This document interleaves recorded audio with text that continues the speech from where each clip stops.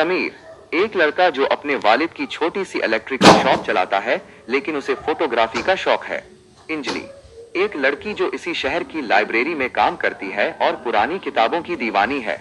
समीर का दिन अक्सर उसी पुरानी दुकान के काउंटर पर गुजरता था। रोजाना एक ही रास्ता, वही लोग और वही पुराना काम।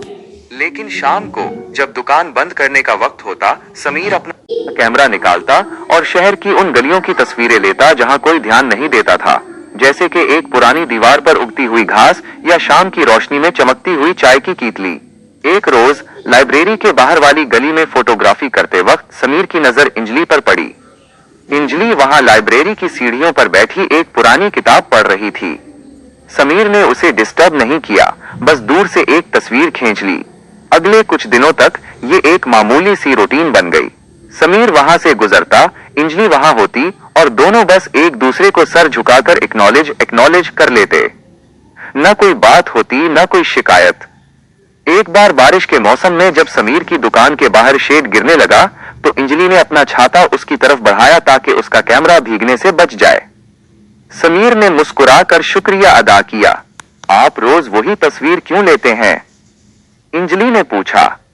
क्योंकि शायद मैं वो देखना चाहता हूं जो बाकी लोग नजरअंदाज कर देते हैं, समीर ने जवाब दिया।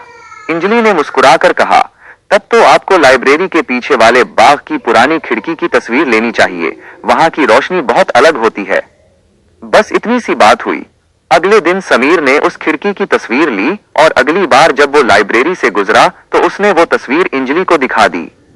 कोई गहरी कहानी नहीं थी, कोई बड़ा ड्रामा नहीं था, बस दो अजनबी जिनकी दुनिया अलग थी, एक दूसरे के शौक और नजरिए की इज्जत करने लगे। समीर ने अपनी फोटोग्राफी को और बेहतर किया और इंजली ने अपनी लाइब्रेरी में एक छोटा सा कॉर्नर बनाया जहां समीर की खींची हुई तस्वीरें लगाई गईं। वक्त गुजरता गया, वो दोनों आज भी मिलते हैं, चाय पीते हैं और नई किताबों और नई तस्वीरों पर बात करते हैं।